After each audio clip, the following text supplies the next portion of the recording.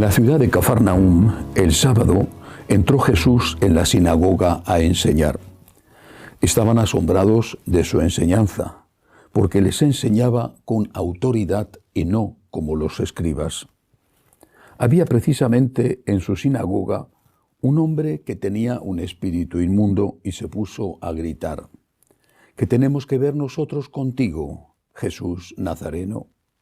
¿Has venido a acabar con nosotros? Sé quién eres, el Santo de Dios. Jesús lo increpó: cállate y sal de él. El espíritu inmundo lo retorció violentamente y dando un grito muy fuerte salió de él. Todos se preguntaron estupefactos: ¿qué es esto? ¿Una enseñanza nueva expuesta con autoridad? Incluso manda a los espíritus inmundos y lo obedecen. Su fama se extendió enseguida por todas partes, alcanzando la comarca entera de Galilea. Palabra del Señor. Gloria a ti, Señor Jesús. Dos cosas y además importantes en este Evangelio. Primero, un concepto que puede parecer secundario, pero que es esencial. Enseñar con autoridad. ¿Qué significa? Autoridad no es lo mismo que autoritarismo. Lo dicen incluso los que están escuchando a Jesús y lo recoge el evangelista. Dice: enseña con autoridad y no como los escribas. Los escribas, los expertos de la ley, se limitaban a contar lo que ya se había enseñado de las personas que habían recibido una revelación de Dios, por ejemplo Moisés o los profetas. Ampliaban o interpretaban, pero no podían nunca añadir o suprimir, modificar, quitar cosas que ya estaban puestas allí. Eran meras personas que se dedicaban a explicar o traducir a las circunstancias de ese momento las enseñanzas pasadas. No podían añadir.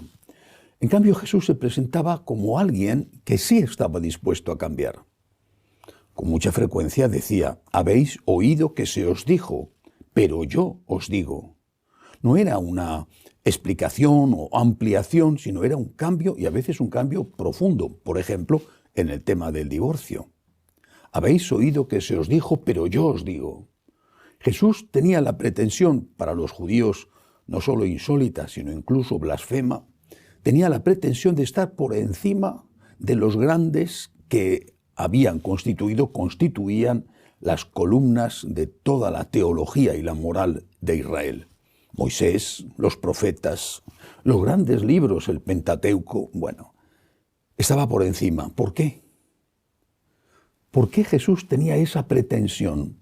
Porque una ley, de una manera legal y legítima, solo puede ser cambiada por un legislador que tenga al menos la autoridad del legislador anterior. Por ejemplo, una ley en un parlamento. Si un dictador pretende cambiar una ley, lo puede hacer, sin duda, y lo hace. Pero eso no es legal, eso no es legítimo, porque no tiene la autoridad para ello. Jesucristo cambia leyes esenciales, insisto en la del divorcio, que es muy llamativa y le provocó muchos problemas. Cambia leyes porque está por encima y lo sabe. Él es más que Moisés. Él es más que Elías y cualquiera de los grandes profetas. Él es mucho más, y además hay ocasiones en que lo dice. Y la gente se sorprende y lo comenta. Este hablar con autoridad, dicen, es nuevo. Si no hubiera estado acompañado por los milagros, sin duda hubieran dicho desde el primer momento que se trataba de una blasfemia. Jesús hace eso porque es Dios.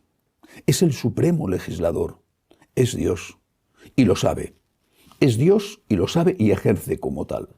Por eso, cuando en nuestra época muchos, en cosas importantes o en cosas secundarias, pero muchos, dicen: habéis oído que Jesucristo os dijo, pero yo os digo, están poniéndose por encima de Jesucristo. Están colocándose por encima de Dios. Habéis oído que Jesucristo dijo que... pero yo en cambio os digo que Jesucristo estaba equivocado, Jesucristo estaba pasado de moda. No. Ellos están colocándose en el lugar de Dios más que Jesucristo, o bien haciendo de menos a Jesucristo y poniéndole a nuestro Señor en el plano de un hombre, simplemente de un profeta o de un gran hombre, pero no considerándole como Dios. Nadie puede ponerse por encima de Jesucristo porque Jesucristo es Dios. Lo mismo hacen, por poner un ejemplo, con San Pablo. Bueno, San Pablo es el gran enemigo de los modernistas, el gran enemigo, es la bestia negra a la que hay que eliminar. Prácticamente nunca hacen referencia a San Pablo porque les molesta muchísimo las expresiones tan claras de San Pablo sobre todo, especialmente sobre los comportamientos sexuales erróneos, equivocados de su época, la homosexualidad o la promiscuidad. Eso les pone tan nerviosos que con San Pablo tienen muy poco que ver. San Pablo no es Jesucristo, San Pablo no es Dios, pero San Pablo es el primer intérprete o uno de los primeros intérpretes. Con San Pablo, cuyas enseñanzas, sus cartas son palabra de Dios, con San Pablo empieza la primera tradición, es decir, la primera aplicación a situaciones diferentes de las que vivía Jesús de aquello que el Señor había enseñado. No podemos, nadie puede estar por encima de Jesucristo.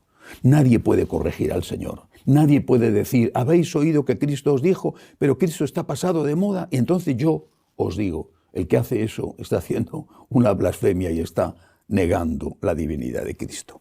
El otro tema de este evangelio es el tema de los demonios. Aparece muchas veces. Es el milagro que más veces hizo Jesús, la expulsión de los demonios. Los demonios que existen, pero también esos demonios que están en nosotros. Por ejemplo, el demonio de la ira, el demonio de la lujuria, el demonio de la pereza, el demonio de la envidia, el demonio de la ambición, el demonio de la gula. ¿Cuáles son tus demonios? Es hora de que lo sepas. Son demonios familiares, en el sentido de que a veces se heredan, son demonios que no tenías y que has adquirido. Son demonios que te llevan molestando tantos años, quizá desde la adolescencia, en que empezaste a hacer cosas que no debías y se han convertido en vicios, y están ahí contigo quitándote la paz. Luchas con ellos y con mucha frecuencia eres derrotado. Los demonios te humilla esa situación, te hace daño, te sientes muy molesto. Prometes y vuelves a caer. Son tus demonios particulares. Pues bien, Cristo expulsa a los demonios. A nuestros demonios nos hace libres, solo Él nos hace libres. Y tenemos que pedírselo y naturalmente colaborar con Él. Pero tenemos que pedírselo, Señor, líbrame de estos demonios. Los que sean. Sería muy útil que cada uno llamara a sus demonios por su nombre. Repito, el de la ira, el de la lujuria, el de la pereza, el de la envidia. Bueno, a veces son muchísimos.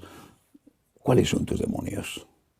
Pídele al Señor que te cure, que los expulse de ti, porque solamente así tendrás paz y solamente así podrás llegar a la santidad.